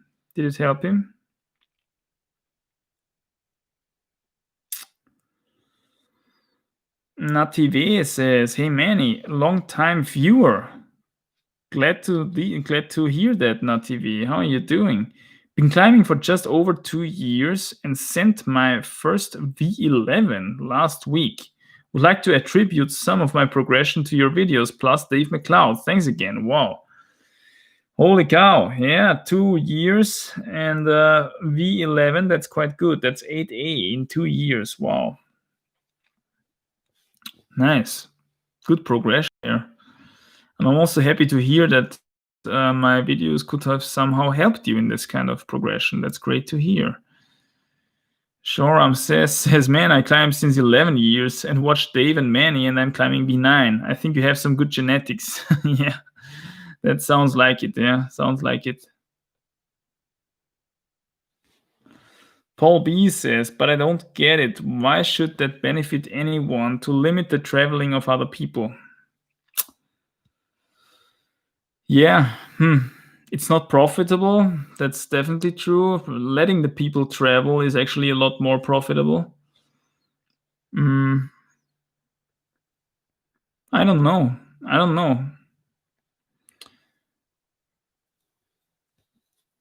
Native says, yeah, I think it's safe to say I do. Would mention that I have good ability to try hard from the beginning, a skill developed from athletics I did a long time ago. Well, if you did well in athletics, then there is a really good chance that you do well in climbing as well, I think. But cool, yeah, cool. Cool that you could carry that over into climbing. And you're right. Trying hard from the beginning is definitely a good thing in climbing as well.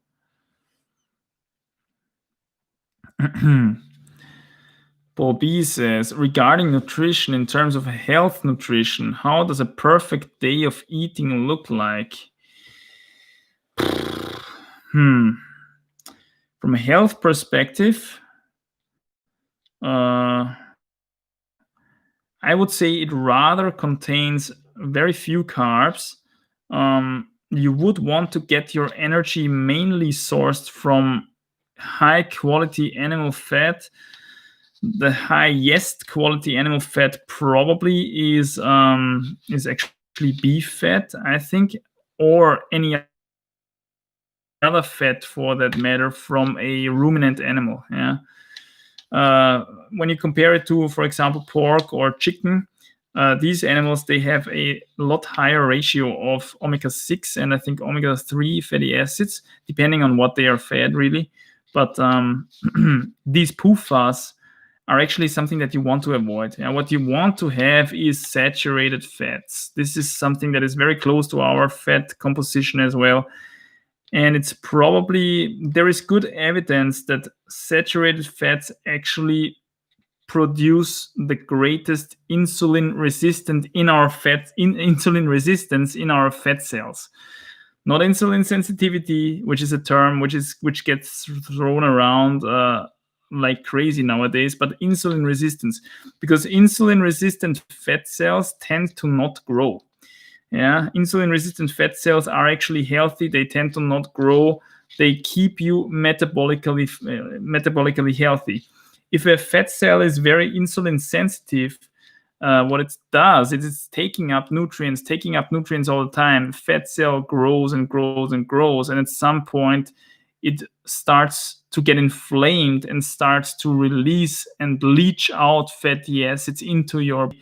And this is then actually when you have reached metabolic unhealth. Yeah, this is when you have systemic metabolic problems. And this is when you have actually also diabetes and you start getting all this atherosclerosis, this kind of a symptomatic complex, which I think we call metabolic disease nowadays, yeah, because it's just such a general term. So many different diseases fall into that category. We could say that all of these diseases essentially derive from this state of metabolic disease where you're insulin resistant, your whole body is insulin resistant, that is, and you can't get rid of your blood sugar anymore because your cells do not want to accept it anymore, yeah, or also the rest of your body, not only your fat cells. But this is actually something that's very interesting that I've been looking into a bit in the last couple of days and weeks. Selective insulin sensitivity and insulin resistance of fat cells compared to the rest of the body and how it impacts metabolic health. This is actually super interesting. But yeah, to come back to your question, how does a perfect day of eating look like? Yeah, some good raw animal fat from a ruminant animal, high in saturated fatty acids, and high in fat-soluble vitamins, okay? So something, ideally a wild animal that has been grazing all day long and has only eaten grass, yeah? So that it's really rich in those vitamin A, vitamin E, vitamin D, these fat-soluble vitamins that you want to get there. Maybe a little piece of liver to get some nice boost in iron and zinc and all that kind of stuff. Get a huge load of vitamin A as well.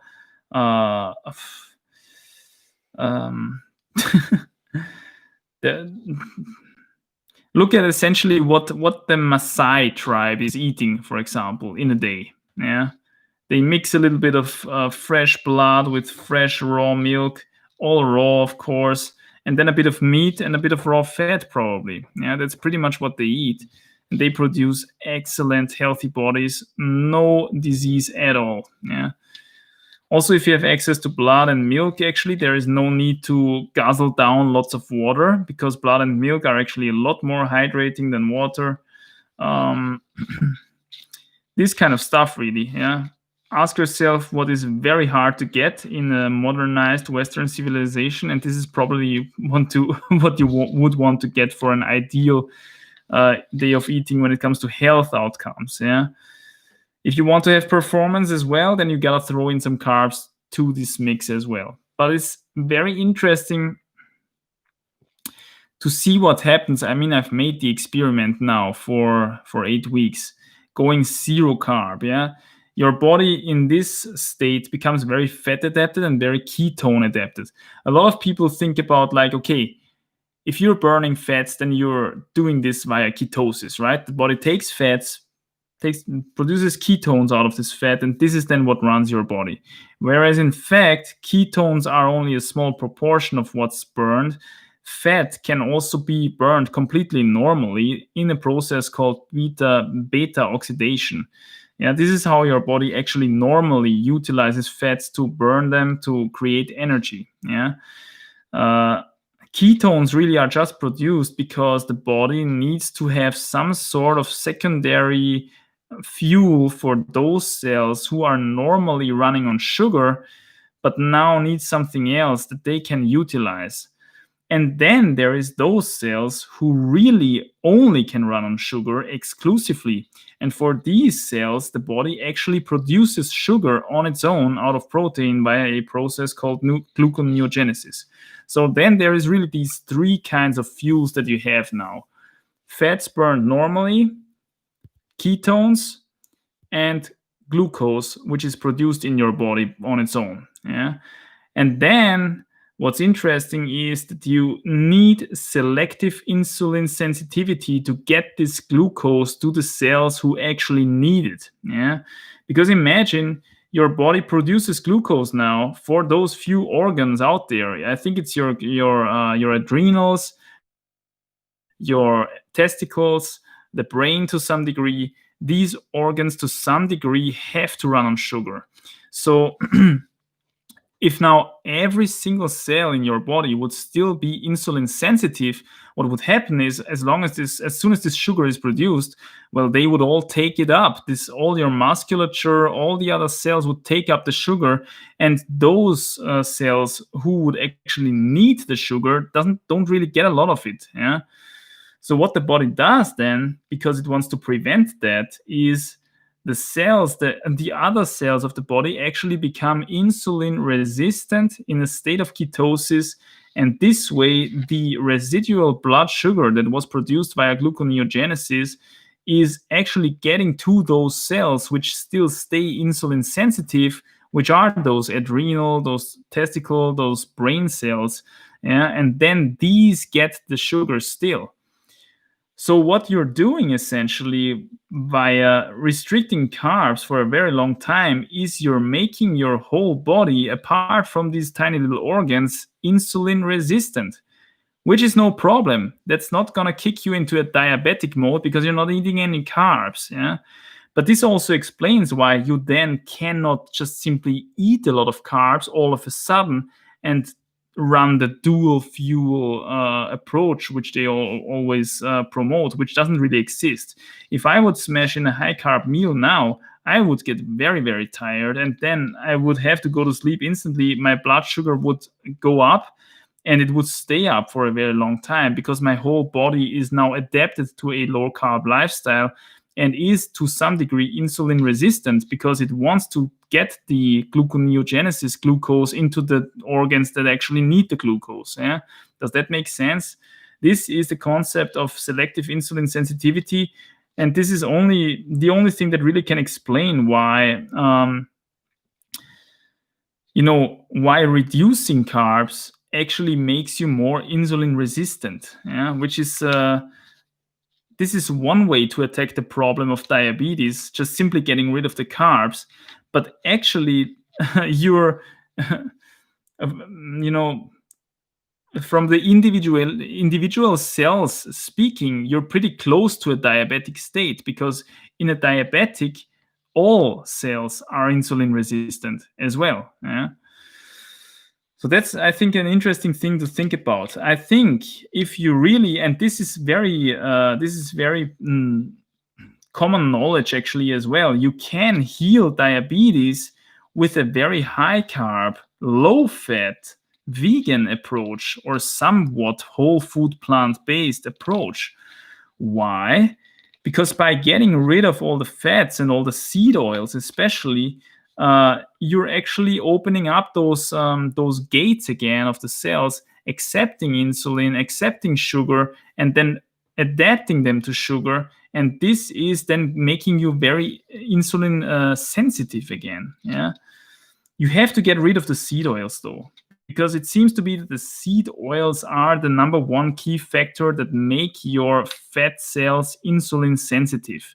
Yeah, your fat cells should be to some degree insulin resistant again, because if you don't do this, then your fat cells just simply grow and grow and grow. They do not divide anymore, which is something that healthy fat cells should do at some degree, but they grow and grow and grow, and then they somehow, the button on the genes just bursts and they release fatty acids and they get inflamed, and then you get metabolic syndrome. Yeah.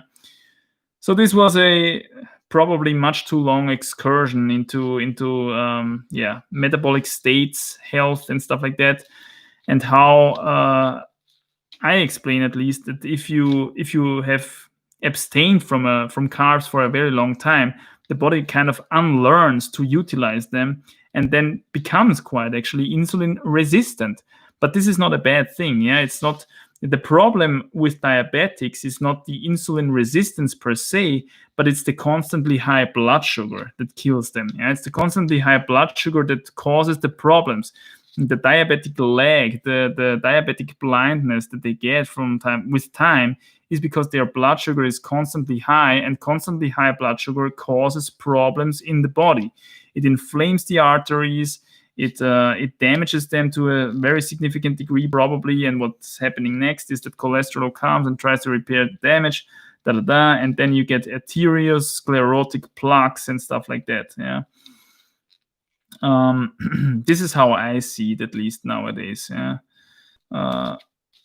You could, of course, just skip the carbs, just eat no carbs, and you will still have a very low blood sugar, even if you are insulin resistant. Yeah. You will have a low blood sugar if you just simply don't eat any exogenous carbs. If you let the body produce his own carbs, the ones that it needs, then you're good. Yeah. Anyway, so much about that. Probably a much too long answer for actually a completely different question. Chili Chat says, well, I've only been climbing for 2 weeks and I already sent V17. Not bad.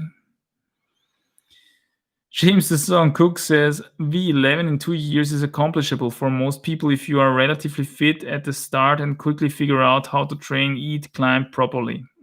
Yeah.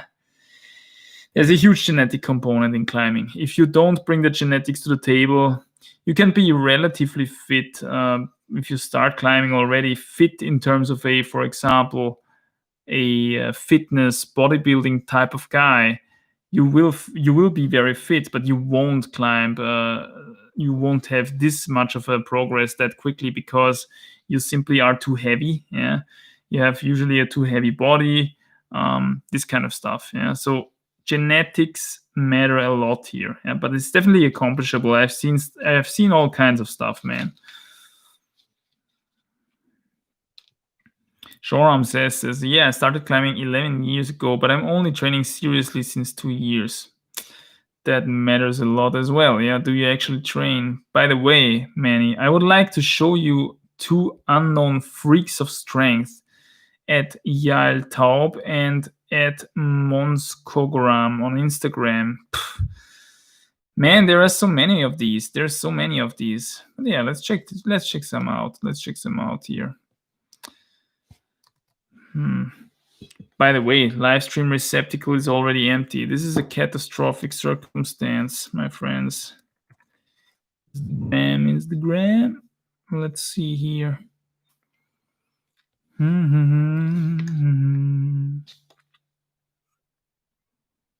Man, there's tons of Yair Taubes.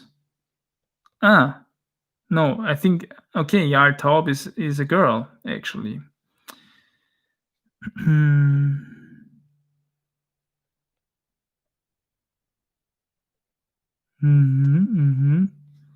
Looking pretty strong, yeah, that's true. but I don't see a lot of freakish finger strength demonstrations in here, at least. Professional climber, Israel climbing team, climbing coach. Okay, cool. Cool. The second one, Monscogram. Let me see here.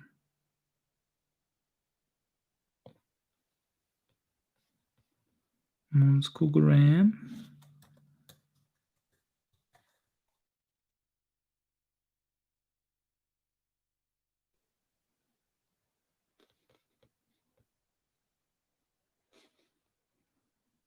Oh, yeah, there we go. There's some micro hanging there, huh?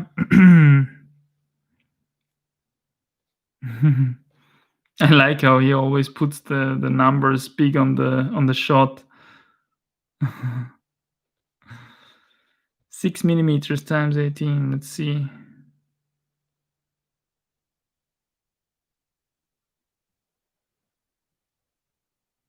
Ah, he puts the thumb on top, man. Okay, with the thumb on top, it's yeah, that's something.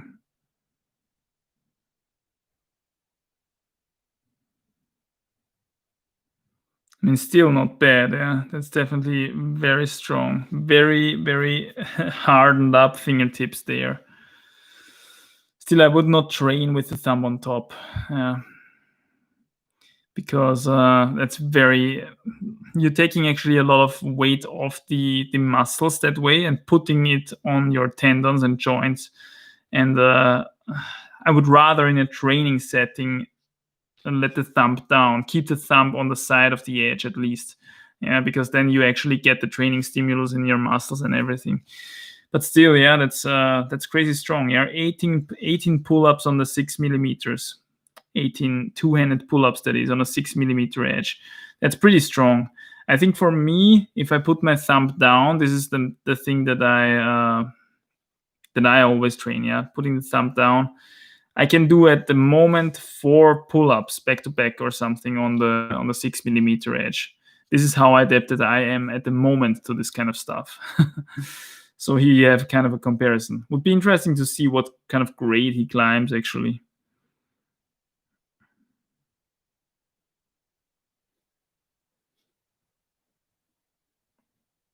Osaka, Japan. Cool. Front lever challenge, 40 seconds. The dude seems strong, man. The dude seems strong.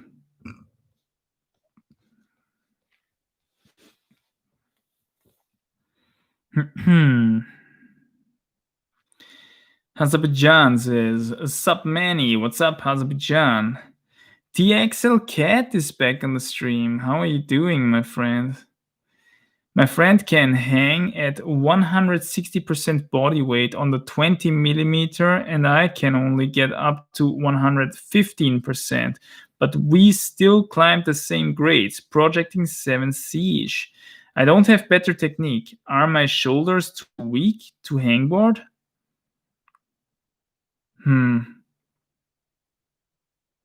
Well, is it your shoulders that fail the hang? Do your shoulders open up before your fingers do? Maybe in that case you could say yes, but then you would still hang on a straight arm, right? Then you would still hang on a straight arm quite well. I would say you have better technique, or you do something better in this case. 160% compared to 115% is quite a significant difference. Your friend should be significantly stronger, should be projecting 8A-ish probably compared to your 7C-ish or something, at least. I say you do something better than him in this case. Yeah, maybe you're using what you have more efficiently, either with better speed or better technique, or you just don't grip your holds as much. Maybe you have less fear of falling. Yeah, fear of falling lets you grip harder than you need sometimes. This way you lose more energy. Stuff like this. Yeah, something there is that you do differently still, I would say.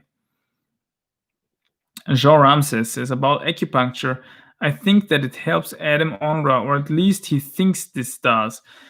This is, of course, an important point. Yeah, there is placebo and stuff like that. I could imagine that it's also just nice. It's a nice feeling. It's like, it kind of simulates grooming a little bit when the monkeys in the wild out there, when they groom themselves, they carry all the little kind of tiny little parasites out of the fur and then eat it. It's like grooming. This is like this massage kind of thing. This is why we like massages and stuff like that. Maybe it also has to do something with that. If you're lying there and somebody puts a tiny little needle into your skin and you get this little tickle under your skin, and it's like a massage, and then you're full of needles and you get this kind of feeling. It's maybe just convenient. Yeah, it's just a cozy feeling, or I don't know. It's just a appreciated feeling on your skin, or whatever it is that you like doing it.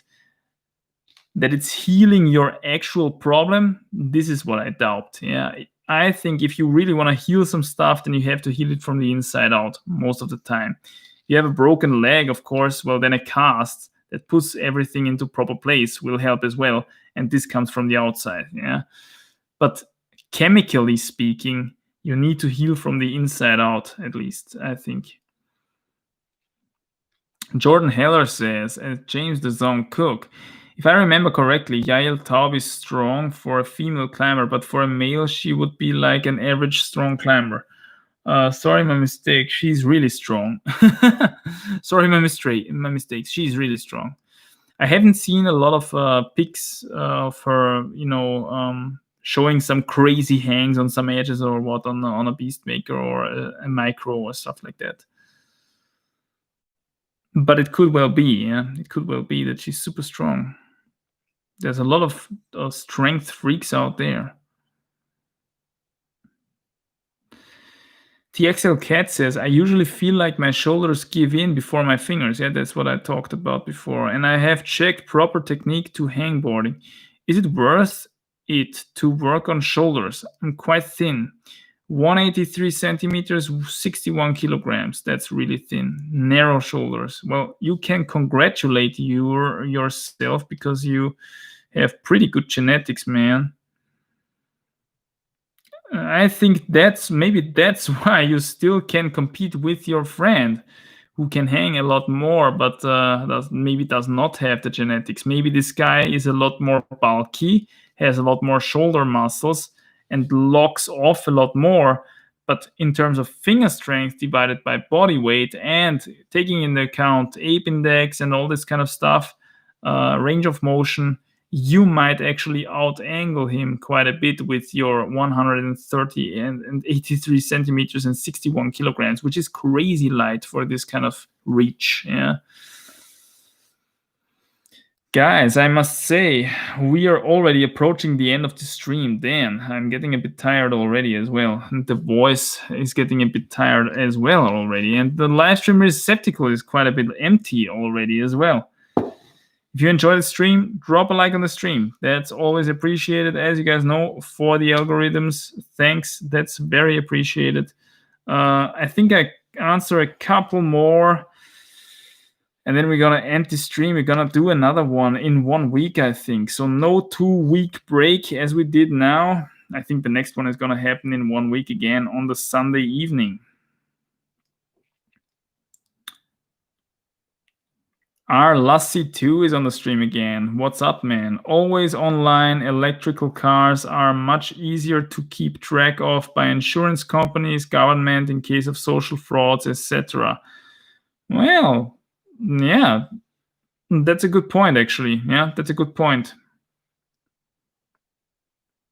It's kind of going into this control thing again, right? The smart city thing. Oh, it's going to be so smart. It's going to be so secure. It's going to be so amazing.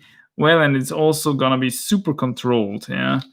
The new cars and stuff like that, they know where you tanked. They know where you plugged it in and stuff like that. So, of course, they are selling progress. They are selling security. But what they, in fact, want to get out is control. Yeah. This makes a lot of sense to me, at least. Having more control over the population, having more data, and then I don't know what they want to do with that. Either increase their profits even more by analyzing the behavior of the people and the consumer behavior even more, or just hunt down on criminals or stuff like that even more efficiently, or whatever it may be. And Teresa B says, "Hi Manny, so do you only eat meat the whole day?" No. As I said, I did also some fermented dairy and stuff like that, and also eggs from the backyard, because we have some backyard hens which produce amazing eggs because they have the whole lawn to roam free, and they can pick up all the tiny little bugs that they can find and everything. So that's amazing stuff. If you eat a lot of this really high quality stuff, and you're on this kind of diet, then you will notice that you don't have to eat a lot of stuff in general, because you feel very satiated from everything you eat, because it is very nutrient dense. I have the impression. So I do these eggs, I do the fermented dairy, which I get down there, which is raw and everything, and then the rest of it is meat. Yes, the rest of it is meat, which comes from a farmer which is very close nearby. Again, amazing produce, organic farm. The animals can roam free and eat grass the whole day. Yeah, this is how it should be, at least for ruminants, that is. James's song, he goes. TXL Cat, haha, love that you remember me. Yeah, man, the certain names pop up again and again on the stream. And about the fear of falling that you mentioned, I'm actually doing better than ever. Yes, maybe you remember. Yes, I remember.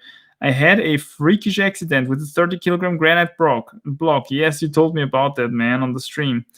Breaking while underclinging. Yikes. Yeah, it's good that you're recovering from that mentally, man. Yeah. Put yourself into the situations and see that nothing bad happens. Yeah, again, one unsuccessful event can ruin 100 success events when it comes to this kind of stuff. So you have to be diligent with it. Yeah. Jordan Heller says, I am about 147 centimeters and weigh 58 kilograms. That's amazing. Should I gain weight or stay at my current weight? No, stay at your current weight, please. This is super nice performance weight, actually. 58 kilograms is very light. You're taller than me. I am 172, 173-ish centimeters, and I weigh 68 at the moment. Yeah, so that's 10 kilograms more than you. Imagine that. If you can, stay at your light weight. This is amazing for performance. All right, guys, we've made it to the top of the chat. Woo! I made some gains recently again. I've got some guns there, man. Holy crap. It's really time to put them to good use outdoors, man. Climb some boulders out there. I already have a block in mind, actually, that we're gonna visit, I think, the coming week. Hopefully I can make a video about it. It's gonna be on the main channel if it comes out. My friends, thanks so much for joining the stream today evening again.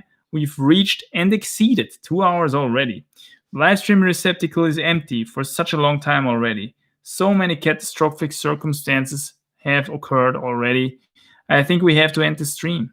I hope you enjoyed it. I hope you're having a good day or a good night or wherever you are. I hope you're fine despite the crazy circumstances that we live in nowadays. Make the best of it. Don't get pessimistic. It's interesting times, okay? Let's call it interesting times. Stay strong. Keep crushing. I also want you to get stronger, of course, and climb higher grades. And until then, my friends, I wish you a good night and a good rest. And I'll see you soon in the next one. The next stream is going to come out next Sunday, 21 o'clock in the PM. GMT +2 as usual. Yeah. So stay tuned for that. Collect some questions. I'm going to be very motivated and glad. It's going to be amazing to answer them. Yeah. Bye, guys. See you next time.